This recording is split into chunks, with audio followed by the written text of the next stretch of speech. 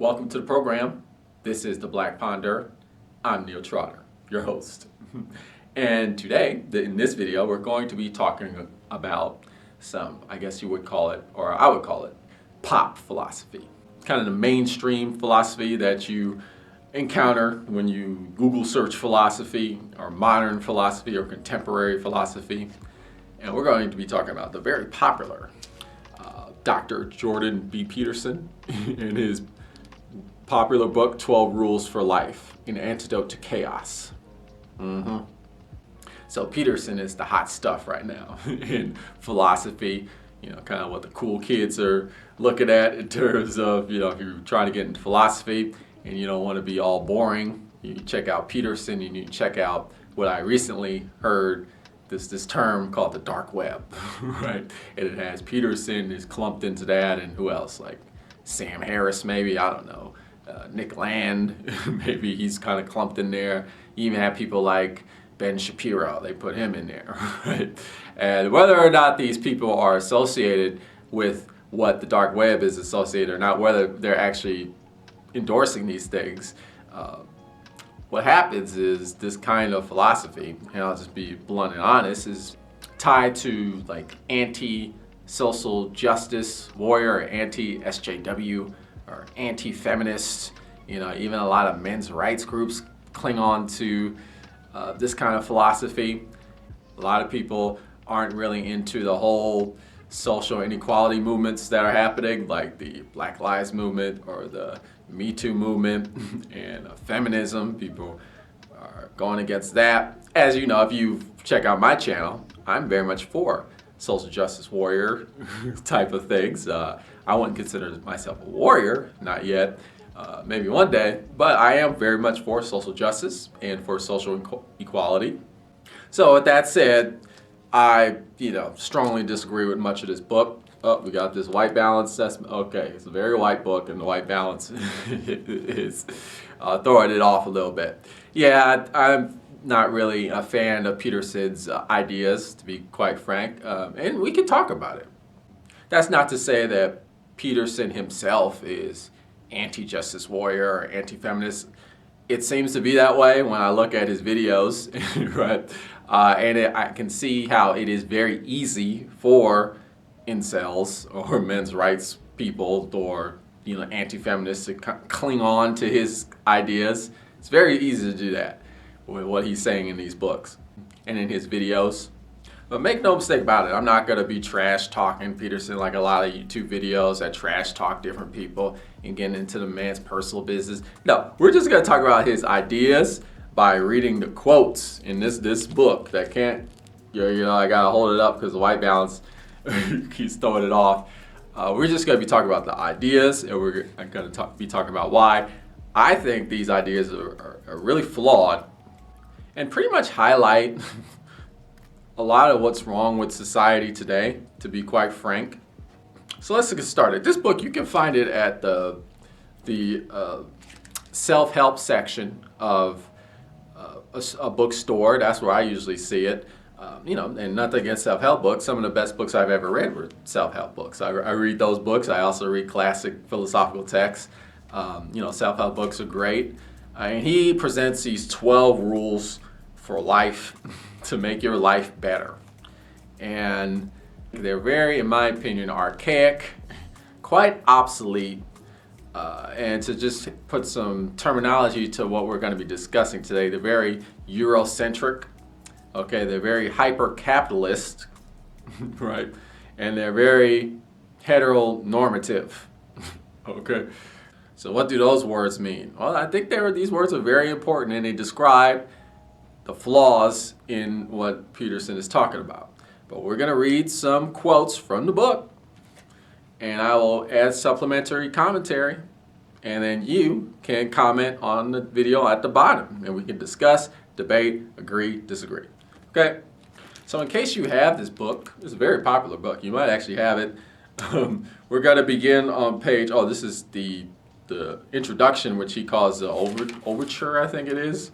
And this is page 28. And I'm going to start at the top of the page here. Okay, so here we go. Order okay, is where the people around you act according to well-understood social norms and remain predictable and cooperative. It's the world of social structure, explored territory, and familiarity. The state of order is typically portrayed symbolically, imaginatively, as masculine. That's the wise king and the tyrant, forever bound together as society is simultaneously structure and oppression. Chaos, by contrast, is where or even when something unexpected happens. Chaos emerges in trivial form when you tell a joke at a party with people you think you know, and a silent and embarrassing chill falls over the gathering. Chaos is what emerges more catastrophically when you suddenly find yourself without employment or are betrayed by a lover.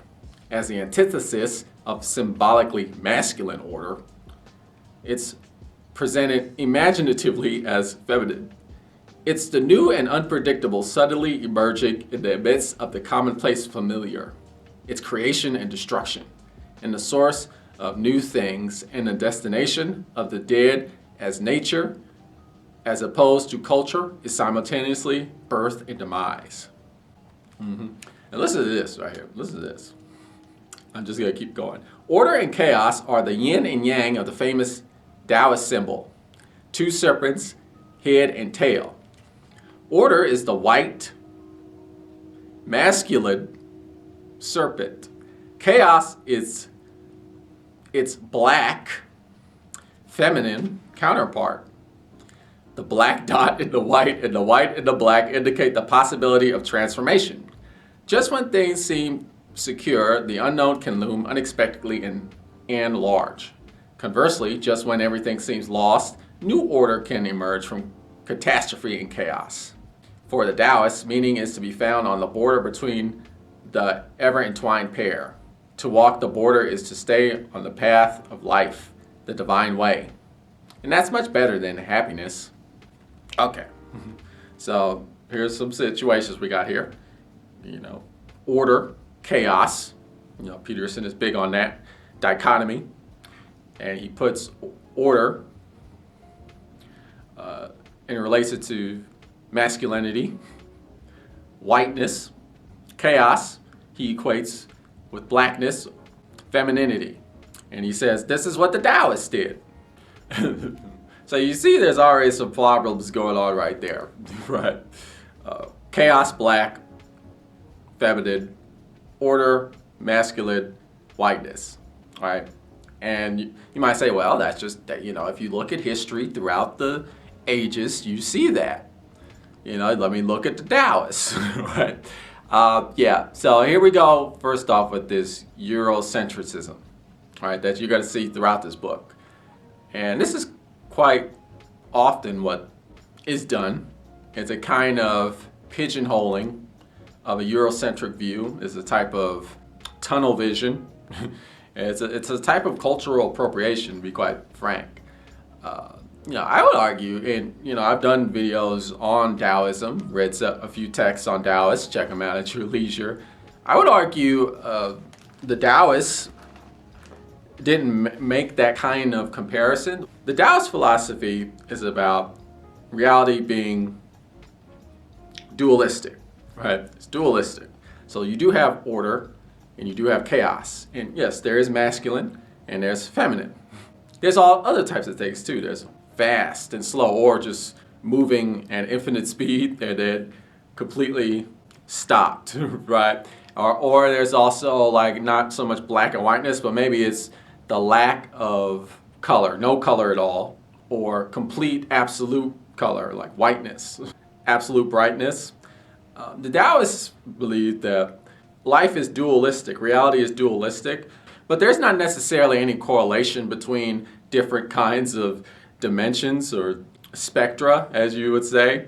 Life has many different spectra, like chaos and order, black, white, and none of them really correlate with each other. And also a key thing to understand with Taoism is, in Taoism, what is said is reality is a spectrum, right? It's a spectrum, right? So there's absolute chaos and there's absolute order. And we exist in the middle. We exist in the middle. One can even say it out about masculinity and femininity. you could argue like there is no absolute masculine and there is no absolute feminine. It's just there's these extreme ends, and the reality is we're all in the middle. We're all within this spectrum. And some of us are more masculine than feminine. Some of us are in the middle, right? And some of us are within the spectrum where we can't even discern which side we're in. It's very diverse.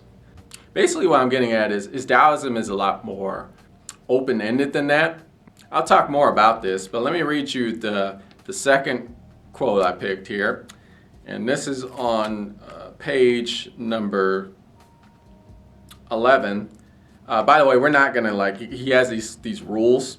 We're not going to go in depth about the rules. We're kind of just going to go about the ideas presented in this book.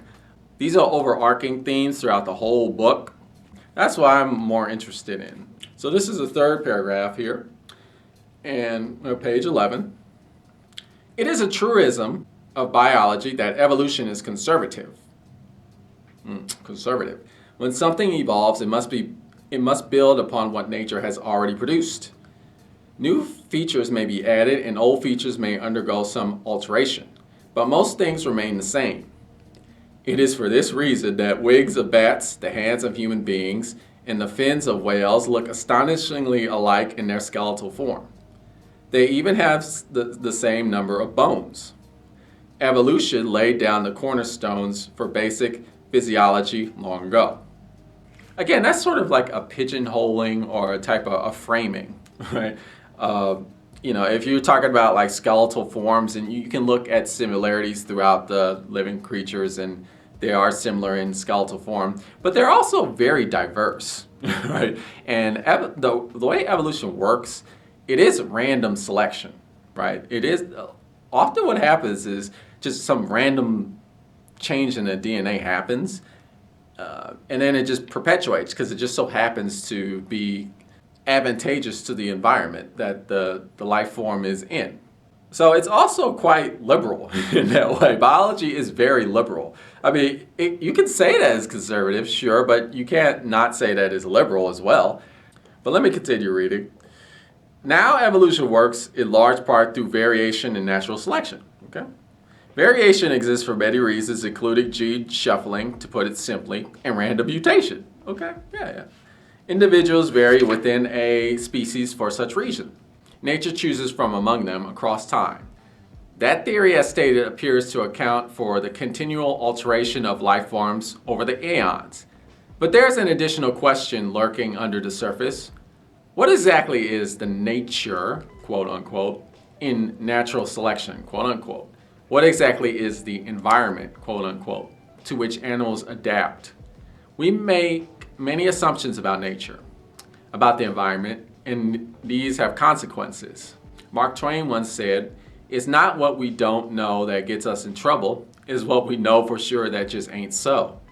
And that's very interesting that he brings that up, because I would argue that Peterson himself is making some extreme assumptions, and we'll discuss more of these, like biology being conservative. That's kind of an assumption. I would argue that he's making assumptions that are heteronormative, as well as hyper-capitalist, meaning like the capitalist system is our saving grace type of ideology.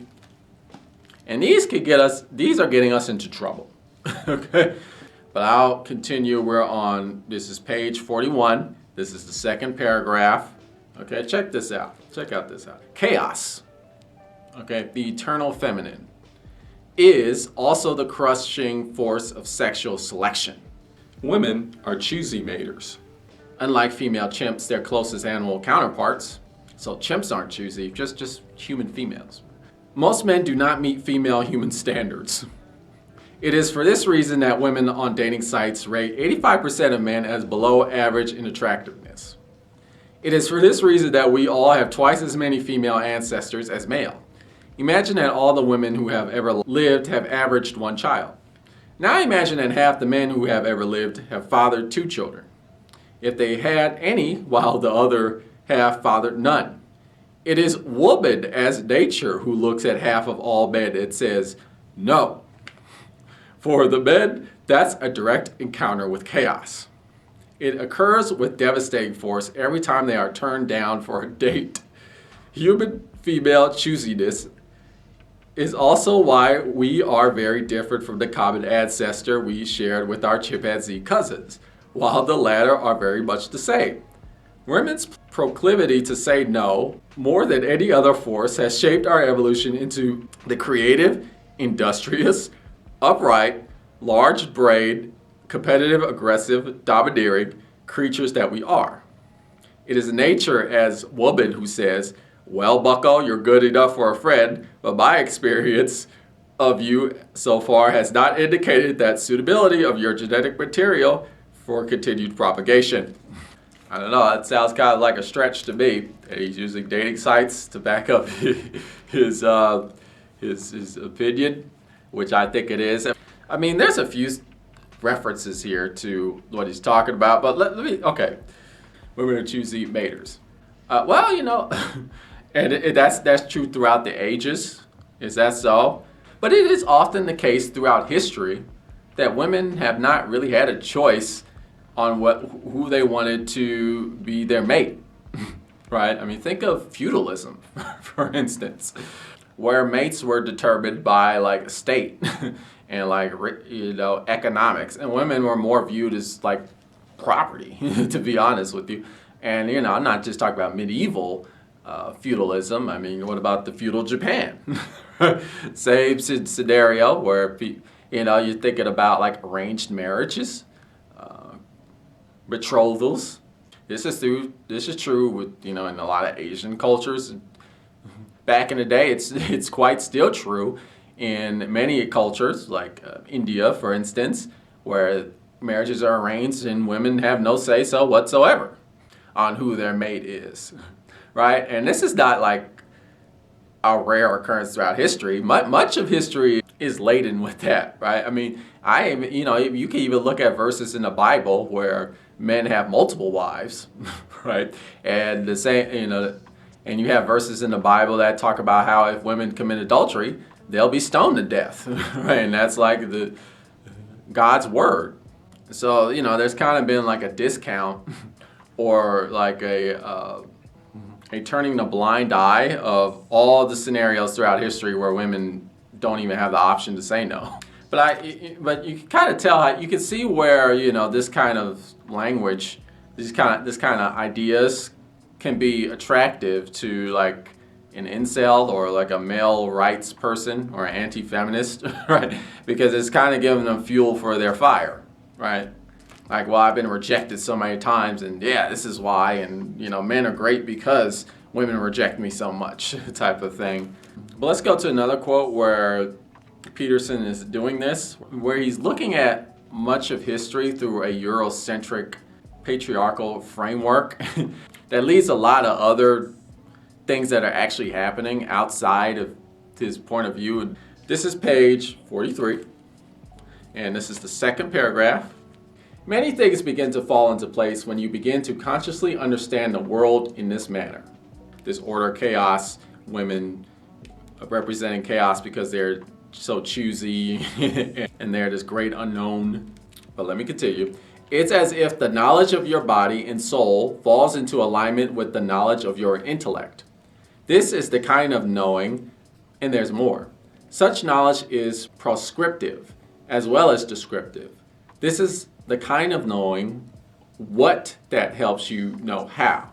This is the kind of is from which you can derive an ought. The Taoist juxtaposition of yin and yang, for example, doesn't simply portray chaos and order as the fundamental elements of being. It also tells you how to act. The way, the Taoist path of life, is represented by or exists on the border between the twin serpents. The way is a path of proper being. It's the same way as that referred to by Christ in John chapter 14, verse 6. I am the way and the truth and the life. The same idea is expressed in Matthew chapter 7, verse 14. Because straight is the gate and narrow is the way, which leadeth unto life, and few there be that find it. We internally inhabit order surrounded by chaos. We eternally occupy known territory surrounded by the unknown. We experience meaningful engagement when we mediate appropriately between them. We are adopted in the deepest Darwinian sense, not to the world of objects, but to the meta-realities of order and chaos, yin-yang. Chaos and order make up the eternal, transcendent environment of the living. Right, so again, let me repeat, in my mind, this is a misinterpretation of Taoism. This obsession with chaos and order, and his equating of chaos with femininity and blackness, right? And order with masculinity and whiteness, right? And then he starts making these leaps with Christianity. He's see, because the Tao, the yin yang symbol says that, and look what Jesus said. If you map Jesus to what Jesus said to what the yin yang is, then you have a total connection. It's a lot like those. You ever see those cop shows where the guy is in front of a corkboard and he's putting pictures with thumbtacks, and he has yarn, and he's stringing the connections together, and he has this theory of who done it, where, when, and why. It's like that, right? And it's this kind of stretching to fit this worldview that you already have, and you're trying to pigeonhole or conform things to your specific way of thinking.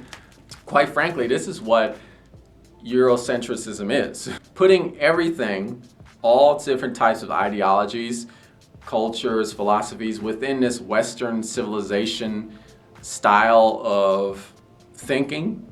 You can easily interpret the Taoism as, this dualism which exists as a spectrum. And it's not so much a mapping of different aspects of each other. It's really just knowing where you are within this spectrum and being okay with being a little bit of A and a little bit of B, and really understanding the diverse array of existence or human experience. But we're going to keep reading, and I'm going to talk more about this pigeonholing all of the world into a specific perspective. Okay, this is page 50, and this is the beginning of the second paragraph. Beauty shames the ugly, strength shames the weak, death shames the living, and the ideal shames us all. Thus we fear it, resent it, even hate it. And of course, that's the theme next examined in Genesis in the story of Cain and Abel. What are we to do about that? Abandon all ideals of beauty, health, brilliance, and strength? That's not a good solution.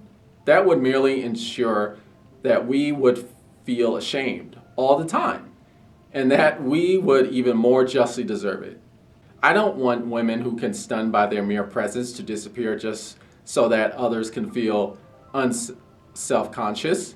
I don't want intellects such as John von Neumann's to vanish just because of my barely grade 12 grasp of mathematics.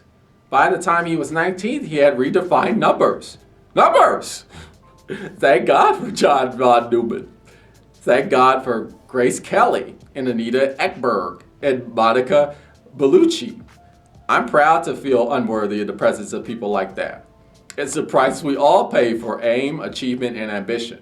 But it's also no wonder that Adam and Eve covered themselves up. Now I bring this up because there's this ideal that's forced upon us. Right? It's forced upon us, this ideal, this ideal of beauty. Who are you to tell everybody else what is beautiful?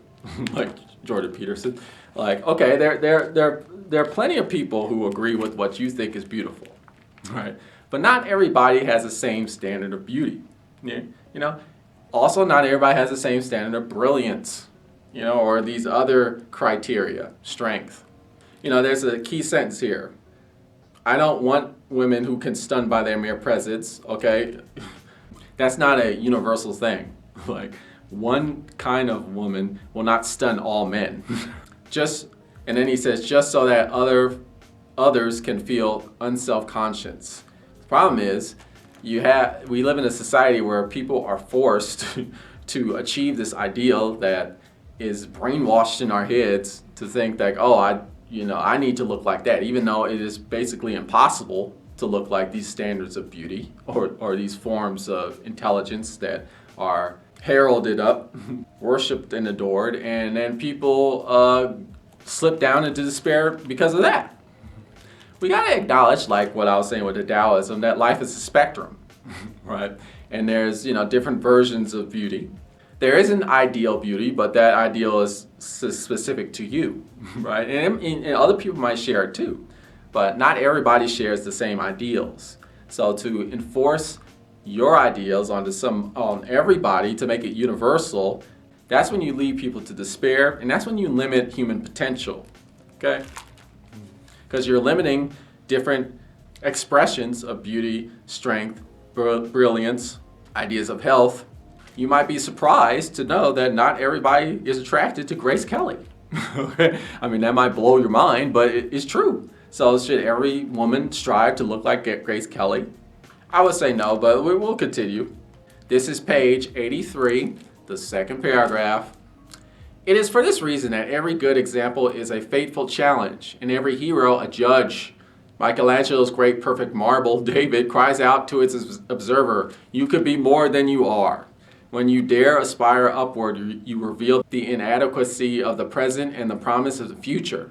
Then you disturb others in the depths of their souls, where they understand that their cynicism and immobility are unjustifiable. You play able to their cane. You remind them that they ceased caring not because of life's horrors, which are undeniable, but because they do not want to lift the world up on their shoulders where it belongs. Right, and again, there's even a picture in the book. Admittedly, I will say, the book has some very good illustrations. Whoever did the illustrations in this book, very good. It's just the ideas are flawed. Look, there's Michelangelo's David, and this is the ideal man, right? This is a very Eurocentric type of ideal. This is not attractive to everybody. It's not. I mean, a lot of people are attracted to it, but don't be shocked when I say that. Some people, I've talked to girls that say, look, I don't like men with six packs. I just don't. I don't find that attractive. It's just kind of ugly to me. Women have told me that. Other women have said, I like men with a little bit of meat on them, and let's not get started with the women that aren't sexually attracted to men at all, right? And then, there's other men who are attracted to men who aren't attracted to Michelangelo's David, right? You can't discount all those people. The problem is we live in a society that discounts all those perspectives. When somebody says things like that, society says, oh, you're wrong, like what Peterson is doing. And, he makes all these maps in society, like the Taoist yin yang or the what Christ said in the Bible, right? And he proclaims okay, this is the reason why you're actually wrong and you should strive for these ideals that are universal. But they're not universal. You're making these stretches and you're excluding all these different ways of thinking and these points of views that don't fit your Eurocentric worldview. Not only that, you are culturally appropriating ideologies that aren't part of the European dysphoria, right? And you're describing them in a way that supports your Eurocentrism, which is incorrect as well. But we're going to keep going here. This is page 86. I begin on the last sentence of the second paragraph. Failure is the price we pay for standards, and because mediocrity has consequences, both real and harsh, standards are necessary. We are not equal in ability or outcome and never will be. A very small number of people produce very much everything. Not sure about that, right? There's designers, people that design things, and there are a few people, but there's also manufacturers, right? Or people who work in factories, or, the people that move boxes around. I mean, they're the ones that are producing too, right? But let me continue. The winners don't take all, but they take most, and the bottom is not a good place to be. People are unhappy at the bottom. They get sick there and remain unknown and unloved. They waste their lives there. They die there. In consequence, the self-denigrating voice in the minds of people weaves a devastating tale. Life is a zero-sum game. Worthlessness is the default condition. But what but willful blindness could possibly shelter people from such withering criticisms? It is for such reasons that a whole generation of social psychologists recommended positive illusions, quote unquote. as the only reliable route to mental health. Their credo? Let a lie be your umbrella. A more dismal, wretched, pessimistic philosophy can hardly be imagined. Things are so terrible that only delusion can save you. Here is an alternative approach, and one that requires no illusions. If the cards are always stacked against you, perhaps the game you are playing is somehow rigged, perhaps by you, unbeknownst to yourself. If the internal voice makes you doubt the value of your endeavors or your life or life itself, perhaps you should stop listening. If the critical voice within says the same denigrating things about everyone, no matter how successful, how reliable can it be? Maybe its comments are chatter, not wisdom. Life is not a zero-sum game, right? Life is not a competition with each other, right? That's kind of, again, this is kind of this incorrect patriarchal even point of view, or hyper-capitalist point of view, right? He makes comparisons to like animals like lobsters, his famous lobster comparison. He says, look, humans are like that. No, we're not like that, right? I mean, we do descend into that. Sure, like humans can do that, but we can get out of that. That's what makes us human, our ability to get out of that type of mode of way of being. We can cooperate. And we can realize that worthlessness is not the default condition, right? We all have inherent value, right? And then he talks about how, if you're playing this game of life, and perhaps the game is rigged by yourself. No, not by yourself. Society rigs it. Why? Because it structures society in this one particular frame, this Eurocentric framework, that not everybody can win. When you have a society that frames females or women as chaos, or you equate black powder as chaos, right? How can you win that, right? And it isn't just me and my internal voice. No, that's the internal voice of the outside. That's the internal voice of society. It's not a voice from within telling you that you're messed up. It's a voice from without. It's Peterson's voice. He's telling you to accept, look, some people are just losers. And, to have winners, you got to have losers. That's life. Look at the animal kingdom. Let's not talk about all the animals that do cooperate, or all the life forms that actually do cooperate and survive in cooperation. We're just going to ignore all that. But I'm going to keep going here. This is page 118. This is the last paragraph. Even more problematic is the insistence, logically stemming from the presumption of social corruption, that all individual problems, no matter how rare, must be solved by cultural restructuring, no matter how radical. Our society faces the increasing call to deconstruct its stabilizing traditions, to include smaller and smaller numbers of people who do not or will not fit into the categories upon which even our perceptions are based. This is not a good thing. Each person's private trouble cannot be solved by a social revolution, because revolutions are destabilizing and dangerous. We have learned to live together and organize our complex societies slowly and incrementally over vast stretches of time. We do not understand with sufficient exactitude why what we are doing works. Thus, altering our ways of social being carelessly in the name of some ideological shibboleth, diversity springs to mind, is likely to produce far more trouble than good, given the suffering that even small revolutions generally produce. Right? This can only come from somebody who's always had society working in their favor, right? When he talks about stabilizing traditions, right? Stabilizing for who? Stabilizing for people like Peterson, a white heterosexual man, but certainly not stabilizing for black people, right? Or, women, as we see with these, as the Me Too movement has been showcasing the fact that sexual harassment is endemic. That's not stabilizing for them. Is this society stabilizing for the LGBTQ plus community? He talks about diversity, and that's being small, right? But you know how many gay, lesbian, transgender, asexual people there are? It's not an insignificant number, right? It's a huge amount of people. And the traditions that he's talking about, Eurocentric, heteronormative, patriarchal, hyper-capitalistic traditions, are not stabilizing for these people. This is clearly a person trapped in their own worldview because society has always served them well. Let's keep it rolling. This is one of the most important parts about this book. So strap in, I'm going to read you this. This is page 186 at the top. This is not to say that Christianity, even in its incompletely realized form, was a failure. Quite the contrary. Christianity achieved the well-nigh impossible.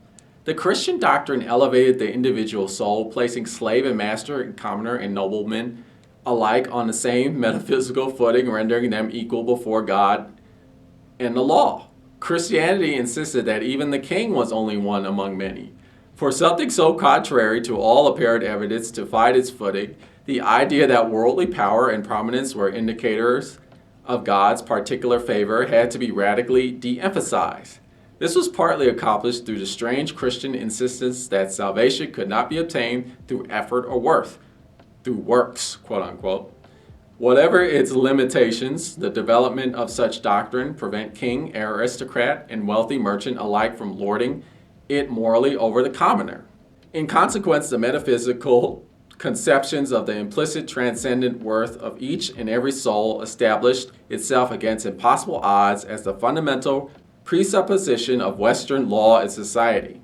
That was not the case in the world of the past, and it is not the case yet in most places in the world of the present. It is in fact nothing short of a miracle, and we should keep this fact firmly before our eyes, that the hierarchical slave-based societies of our ancestors reorganized themselves under the sway of an ethical religious revelation, such that the ownership and absolute domination of another person came to be viewed as wrong. Really, that's what happened? Like that's what happened. That's what Christianity did. So the centuries of American slavery, which was justified by Christianity. Christianity was used to justify slavery. Like that was just something that just didn't occur. Right? Like Christianity was not used for that. Right? Or how about like Jim Crow era racism? Laws in the books, racist laws in the books. Christianity was not used for that. That was people didn't justify those horrendous acts through Christianity. The KKK, Ku Klux Klan did not burn crosses in the name of God while they organized lynch mobs against black people. That didn't happen, right? Okay. I'm just checking. I'm just checking. But let me continue. It would do us well to remember as well that the immediate utility of slavery is obvious, and that the argument that the strong should dominate the weak is compelling, convenient, and eminently practical, at least for the strong. This means that a revolutionary critique of everything slave-owning societies valued was necessary before the practice could be even questioned, let alone halted, including the idea that wielding power and authority made the slave owner noble, including the even more fundamental idea that power wielded by the slave owner was valid and even virtuous. In a way, that still is the case today, right, with these Eurocentric ideas. Jam these Eurocentric ideas down your throat, you become more virtuous, right? You become more valuable. Anything outside of that, you're worthless and you're a deviant. A slave to Eurocentrism. But I will continue. Christianity made explicit the surprising claim that even the lowliest person had rights, genuine rights, and yet we're still fighting for basic civil rights today, despite the fact that social justice movements are fought against using this person's ideology. But I'll continue. And that sovereign and state were morally charged at a fundamental level to recognize those rights. Christianity put forward explicitly the even more incomprehensible idea that the act of human ownership degraded the slaver, previously viewed as admirable nobility, as much or even more than the slave. We fail to understand how difficult such an idea is to grasp. We forget that the opposite was self-evident throughout most of human history. We think that it is the desire to enslave and dominate that requires explanation. We have it backwards, yet again. It's a little short-sighted, right? Because people pretty much still do understand why that is something that could be valid. There's still very much a put certain people in their place type of mentality that operates in the year 2021. Just saying. This is not to say that Christianity was without its problems. Okay. But it is more appropriate to note that they were the sort of problems that emerge only after an entirely different set of more serious problems has been solved. The society produced by Christianity was far less barbaric than the pagan, even the Romans ones it replaced. Christian society at least recognized that feeding slaves to ravenous lions for the entertainment of the populace was wrong, even if many barbaric practices still existed. It objected to infanticide, to prostitution, and to the principle that might means right. Okay, yeah, okay, sure. It insisted that women were as valuable as men, even though we are still working out how to manifest that it's politically. It demanded that even the society's enemies be regarded as human. Finally, it separated church from state. It didn't do that. We still are in the crux of abortion rights in America, at least, and throughout much of the world, right? And the argument for taking away abortion rights is a Christian argument, right? Which is not a separation of church and state at all. There are laws being created that are motivated from Christian doctrine. Right? Today, there is no separation of church and state yet. But let me continue. So that all two human emperors could no longer claim the veneration due to gods. All of this was asking the impossible, but it happened, right? So you gotta ask yourself: Is Peterson really that oblivious? You know, I mean, think about the Crusades or the Inquisition that was inspired by all the horrors that happened with that, right? What about like Manifest Destiny with like European colonies ravaging, raping, massacring peoples, spreading disease, stealing land, all in the name of God? You know, they would say like God is giving us the right to do this, right? And the horrible. I mean, what about the Salem witch trials, right? They would burn women alive in the name of God, right? I mean, there's a lot of horrible things that have happened motivated by the institution of Christianity. And I say that as a Christian myself. You know, I accept Jesus Christ as my Lord and Savior, right? But the institution of Christianity is very flawed. It has been used throughout the ages to perpetuate. I mean, has the atrocities of Christianity been far less barbaric than the pagan and even the Roman? Not really. No, I would say not. This is another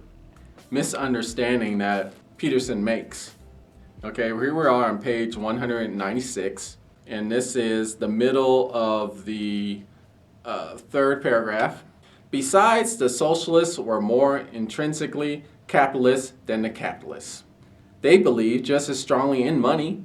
They just thought that if different people had the money, the problems plaguing humanity would vanish. This is simply untrue. There are many problems that money does not solve, and others that it makes worse. Rich people still divorce each other and alienate themselves from their children and suffer from existentialist angst and develop cancer and dementia and die alone and unloved. Recovering addicts cursed with money blow it all in a frenzy of snorting and drunkenness. And boredom weighs heavily on people who have nothing to do. Again, like a misinterpretation of the ideas of socialism, particularly like modern socialism. It's not about redistributing money, right? The main idea of socialism is that like certain necessities of life should not require money, right? Like to be fed, you shouldn't need money to be fed. To have a place to live, a shelter, you shouldn't have money for that. You know, to be educated, right? To gain knowledge, you shouldn't have money for that. Like basic human necessities, right, should not require you to be affluent, to have money. You know, the fact that the leading cause of bankruptcy in America is medical bills, right? Healthcare shouldn't cost money, right? I mean, everybody should have access to healthcare whether you have money or not, right?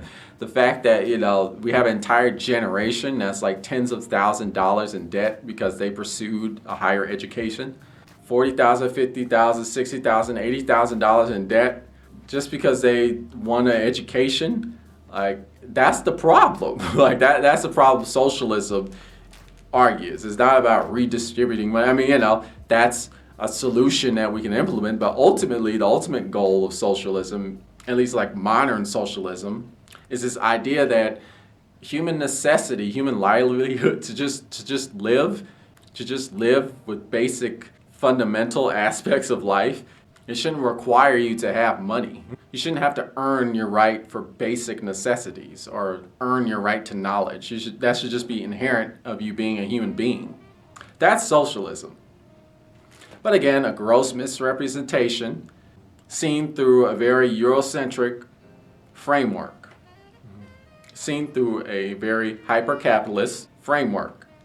Here we are on page 213, and I begin on the 8th line here on the second paragraph. Every game has rules. And here Peterson's talking about the game of life, or the games of life. Some of the most important rules are implicit. You accept them merely by deciding to play the game. The first of these rules is that the game is important. If it wasn't important, you wouldn't be playing it. Playing a game defines it as important. The second is that moves undertaken during the game are valid if they help you win. If you make a move and it isn't helping you win, then by definition, it's a bad move. You need to try something different. You remember the old joke? Insanity is doing the same thing over and over while expecting different rules. Right, but the thing is, it's often the case in society that we don't have a choice but to play the game. Like there's a game put in front of us and we either play it or we don't survive, right? That's kind of an issue with society. And I'm arguing that Eurocentrism, this forced ideology, this forced perspective, is a game where certain people excel at just because of who they are, and certain people, just by their very nature, who they are truthfully, they cannot win, right? It's not even an issue of choice. But let's go further in what he's talking about here. I'll just continue where I left off. If you're lucky and you fail and you try something new, you move ahead. If that doesn't work, you try something different again. A minor modification will suffice in fortunate circumstances. It is therefore prudent to begin with small changes and see if they help. Small changes. Say your existence is acknowledged, your true nature isn't acknowledged, right? So you compromise. You're like, you know what? I'm going to allow some of my rights to not be acknowledged, but other rights I will negotiate with you with. Negotiating truth. I'm just throwing that in there to give you a sense of just kind of the illogic of the statement. But let me continue. Sometimes, however, the entire hierarchy of values is faulty and the whole edifice has to be abandoned. Okay. The whole game must be changed. Right. That's a revolution, with all the chaos and terror of a revolution. It's not something to be engaged in lightly, but it's sometimes necessary. Okay, this is what I'm talking about. And not only does the game need to be changed, sometimes the game just needs to be done away with and there needs to be a whole new game, right? But okay, well, I'll just keep reading. Error necessitates sacrifice to correct it, and serious error necessitates serious sacrifice. To accept the truth means to sacrifice. And if you have rejected the truth for a long time, then you've run up a dangerous, large sacrificial debt. So it's interesting that he's talking about rejection of truth. And I argue that his point of view, this Eurocentrism, this like almost worshiping of Western civilization and like this patriarchal form of view, is a rejection of the truth that exists outside of that, which is a very large part of human existence, but it is constantly rejected, pushed aside, ignored, dismissed, and humanity suffers for it. Humanity makes a huge sacrifice for that rejection of anything outside this Eurocentric view. So Peterson is getting to a truth here, but he's making the same mistake that he's talking about.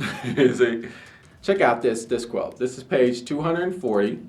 We're at the third paragraph. Sometimes you have to change the way you understand everything to properly understand a single something. Was I raped? Can be a very complicated question. The mere fact that the question would present itself in that form indicates the existence of infinite layers of complexity, to say nothing of 5 times. He's referring to a woman who said she got raped 5 times. There are a myriad of questions hidden inside, was I raped? What is rape? What is consent? What constitutes appropriate sexual caution? How should a person defend herself? What does the fault lie? Was I raped? Is a hydra. If you cut off the head of a hydra, 7 more grow. That's life. That's life, really. Was I raped can be a very complicated question. Again, only a privileged heterosexual man, and I will go farther and say white man, can say something like that. It's a very straightforward question. Was I raped? It's a very straightforward, simple question. And then he goes, what is consent? Really? What is consent? Consent is informed permission. It's very straightforward. He talks about these situations where, the woman goes into a bar and is drunk, and now she's put herself in a precarious situation, and can she really give informed consent? No, she can't give informed consent. Why? Because she's drunk. Okay? Easy.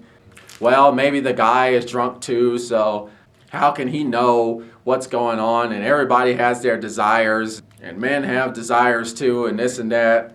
To even say things like this, like, don't put yourself in a precarious situation. That's life. It's like, no, we need to strive for a society when a woman can walk into a bar drunk and there is absolutely no fear that she will get raped. That should be the society we should strive for. Right? And to say that's not going to happen, that's impossible, men have desires too, and this, that, and the other thing, and that's just very short-sighted. And it's very, it's just making excuses, and it's like permitting this worldview that is damaging, it's incorrect. And again, it's this pigeonholing, this framing of a certain perspective, this patriarchal perspective, right? And it just opens the floodgates for incels, anti-feminists, male rights groups. It's quite sad, actually. There's another misconception or interpretation that is common when you adopt this patriarchal, Eurocentric, hyper-capitalist point of view. Okay, listen to this. This is page 298. We'll start at the top. Boys are suffering in the modern world. They are more disobedient negatively or more independent positively than girls. And they suffer for this. Throughout their pre-university educational career, they are less agreeable, agreeableness being a personality trait associated with compassion, empathy, avoidance of conflict, and less susceptible to anxiety and depression. At least after both sexes hit puberty, boys' interests tilt towards things. Girls' interests tilt towards people. Strikingly, these differences, strongly influenced by biological factors, are more pronounced in the Scandinavian societies where gender equality has been pushed hardest. This is the opposite of what would be expected by those who insist, ever more loudly, that gender is a social construct. It isn't. This isn't a debate. The data are in. Right? And then he references a lot of sources. I checked the sources. They're behind, very expensive paywalls because they're scientific journals. I can't really check the sources because of the paywalls. But let me keep going with the text. I'm going to skip down to the last paragraph here on this page. Girls can win by winning in their own hierarchy, by being good at what girls value as girls. They can add to this victory by winning in the boys' hierarchy. Boys, however, can only win by winning in the male hierarchy. They will lose status among girls and boys by being good at what girls value. It costs them in reputation among the boys and in attractiveness among the girls. Girls aren't attracted to boys who are their friends, even though they might like them, whatever that means. They are attracted to boys who win status contests with other boys. If you're male, however, you just can't hammer a female as hard as you would a male. Although that does happen a lot. I'm sad to say it's not very funny. We're seeing that again with the Me Too movement. Right? A lot of men are hammering the females just as hard, if not harder than male. But let me continue. Boys won't play truly competitive games with girls. It isn't clear how they can win, and the game turns into a girls' game. Therefore, the boys leave. Are the universities, particularly the humanities, about to become a girls' game? Is this what we want? And then he goes on to quote sources about how there are more women who study STEM degrees, STEM, science, technology, engineering, and mathematics, than there are men. And he's talking about how this is the reason why this is the case, and it's a problem, despite the fact that very source says that even though that there are more women than men that get STEM degrees, and it's not that significant of a disparity, to be quite frank, still there are more men that exist in the STEM career or in the industry, in science industries, technology industries, engineering, mathematics industries. There's still more men in those industries than there are women, even though there are more women graduating with these academic degrees. I mean, one can deduce based off of that alone is often women work harder than men and still don't get as much credit or earn enough as men, right? Because we live in this patriarchal system. But anyway, all this to say that the sources that he's referencing aren't very convincing, but the more important thing to talk about here, the more important thing is this very common misconception or misinterpretation of what feminism argues as patriarchy. Feminism argues like, why is there this competition anyway? Like, what is that all about, right? And there's this misconception to talk about how girls like boys that win in competition. And that's just not true, right? I mean, there are certain species of animals that they operate in that way, but not all animals operate that way, and humans are above them. And you quote these sources that are blocked between paywalls that only people with economic privilege could access. Meanwhile, you dismiss all other data and all other women who are saying like, no, that's not what I care about, and that's just completely ignored. Life doesn't have to be this competition, and there's a lot of men and women that are saying, look, I'm not about that. I don't like that kind of life. But that is ignored, pushed aside because of this Eurocentric view. Let me go more in depth about this on page 303. This is the third line of this page. Consider this as well in regard to oppression. Any hierarchy creates winners and losers. The winners are, of course, more likely to justify the hierarchy and the losers to criticize it. But, one, the collective pursuit of any valued goal produces a hierarchy, as some will be better and some worse at that pursuit, not matter what it is. And two, it is the pursuit of the goals that in large part lends life its sustaining meaning. We experience almost all the emotions that make life deep and engaging as a consequence of moving successfully towards something deeply desired and valued. The price we pay for that involvement is the inevitable creation of hierarchies of success, while the inevitable consequence is difference in outcome. Absolute equality would therefore require the sacrifice of value itself, and then there would be nothing worth living for. We might instead note with gratitude that a complex, sophisticated culture allows for many games and many successful players, and that a well-structured culture allows the individuals that compose it to play and to win in many different fashions. Right. So that last part, yeah, I'm vibing with. People could be successful in many different ways, and people can win in many different fashions, and not everybody's good at everything. Right. But like the argument that feminists say is not in disagreement with this. So the first thing is feminists are arguing like, look, life isn't about like cutthroat competition, right? We're human beings. We can transcend beyond that, and we can create meaning by working cooperatively. And also, competition is skewed, right? And it goes beyond what individual capability. Society has formed a structure where some people always lose and some people always win, right? When you have these ideals of beauty that are just enforced onto you, that not everybody agrees with, although it's portrayed or brainwashed or propagandized, I hope that's a word, propagandized, this Eurocentric patriarchal propaganda, right? This hyper-capitalist propaganda, like that's always in your face. Any type of alternative versions of beauty beyond that or that's outside of that is rejected. What feminists are arguing is, look, there are different versions of beauty. It's not Michelangelo's David or Grace Kelly. These aren't the only ideals out there when it comes to beauty. There are others.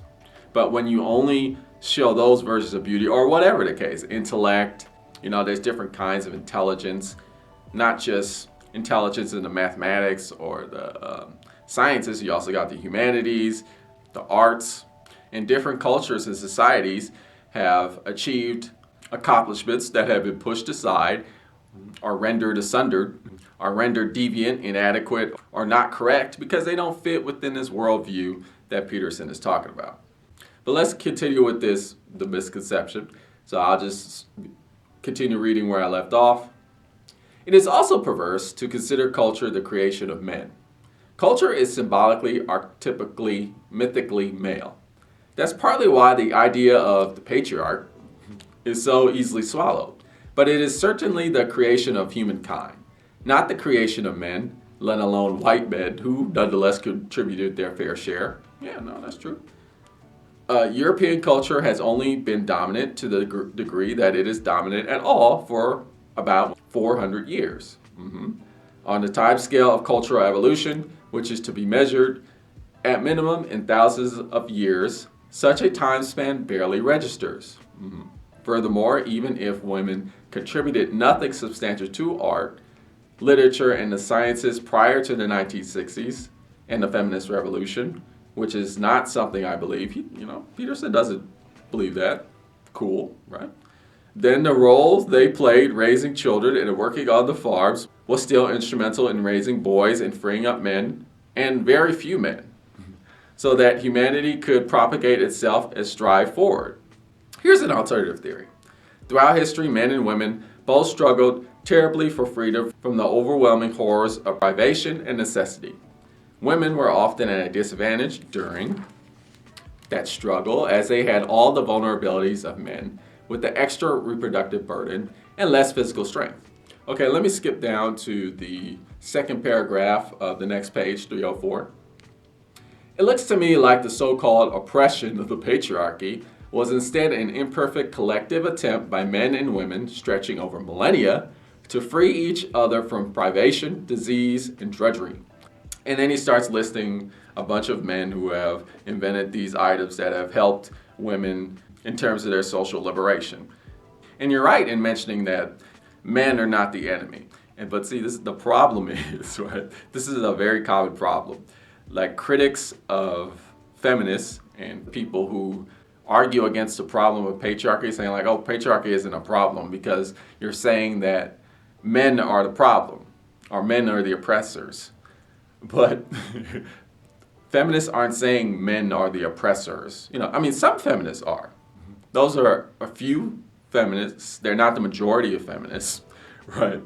And they could be very loud. But if you read like most any feminist text, like particularly the ones that I feature on the channel, you'll understand that That's not the argument of feminists. Feminists don't argue, or like what they're saying what patriarchy is, they're not saying patriarchy is men oppressing women.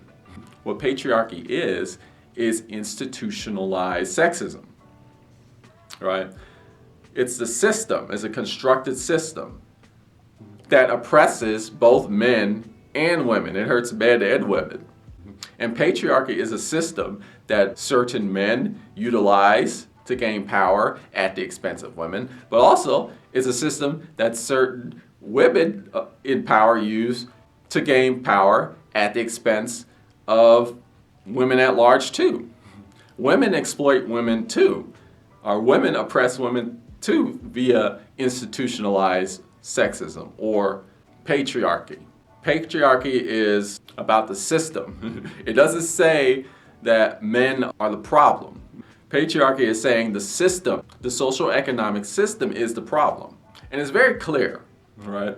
I often get into debates on YouTube about people in regards to feminism, and they don't really understand what feminism is actually arguing. And they don't, when they talk about, patriarchy is this misconception and it's not real, it's like, you don't even know what patriarchy is, right? Like what you're saying, because they're like, well, it says that men are the oppressors. That's not what patriarchy is saying, right? And it's just telling me like, oh, you just really haven't done your research. You've listened to a few maybe loud, incorrect feminists. You haven't listened to them all, right? You probably haven't read any feminist texts. Obviously, Peterson hasn't, because if he's read any of the ones I've featured, and I've featured many, they're not saying this. I mean, he's making the same misconceptions that a lot of anti-feminists make. This is page 305. This is the last paragraph. Why do we teach our young people that our incredible culture is the result of male oppression? Again, that's not the argument of feminists, but I'll continue. Blinded by this central assumption, disciplines as diverse as education, social work, art history, gender studies, literature, sociology, and increasingly law actively treat men as oppressors and men's activity as inherently destructive. They also often directly promote radical political action, radical by all the norms of the societies within which they are situated, which they do not distinguish from education. I would encourage you just actually read some feminist texts, like feminist theory. If you want recommendations, I have many on my feminist playlist. And if you do that, you're not going to get pigeonholed or pushed down this rabbit hole of misconception and misinterpretation of what feminism actually argues. And sadly, Peterson makes a lot of misconceptions, misinterpretations about Eastern philosophy, about socialism, about patriarchy, and it's because of this very common trap that you see all the time. It's this obsession with Western civilization, this Eurocentrism, right? This pigeonholing of humanity was at a dark age, and then the ancient Greeks came, and then humanity transitioned to the light age, right? And anything that goes away from that is deviant and bad for humanity. Yeah, it's this Eurocentric point of view that begins with ancient Greek philosophy and then heads on over to Christ, right? And then we get to medieval philosophy, and then we get to continental philosophy, which leads us to European colonization and the spreading of all of these ideas throughout the world, and then the cultural appropriation and conforming of all other cultures to fit within this Eurocentric paradigm. And it's really sad, like the amount of erasure and the amount of just denial of different kinds of human existence there is that's outside that frame of reference, that, we're talking about various different kinds of gender expressions, different kinds of ideas of beauty, different ways to structure society, which have existed throughout human history, but are just completely sidelined and ignored because of this pigeonholing that is Eurocentrism, hypercapitalism, heteronormativity, right? That's what's going on. That's really the problem here. And it leads to, honestly, a lot of boneheaded points that are raised in this book, the points that are not really thought through they're only thought through when you're looking within this Western civilization gaze.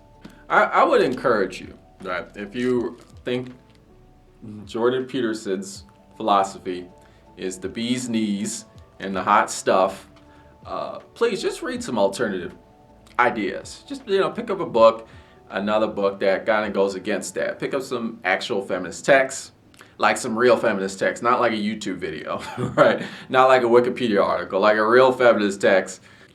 Actually read what Karl Marx said, not just his Communist Manifesto, right? Read his other stuff too. Read Tao Te Ching or other Taoist texts, and read other Eastern philosophical texts. Read philosophy outside the Western canon. Read some books by black intellectuals, by intellectuals of color, thinkers that are women, even thinkers that are non-binary. Just read some alternatives and actually sit down and think about the logic of what they're saying without the Western civilization Eurocentric baggage, without that favoritism, and just think it through.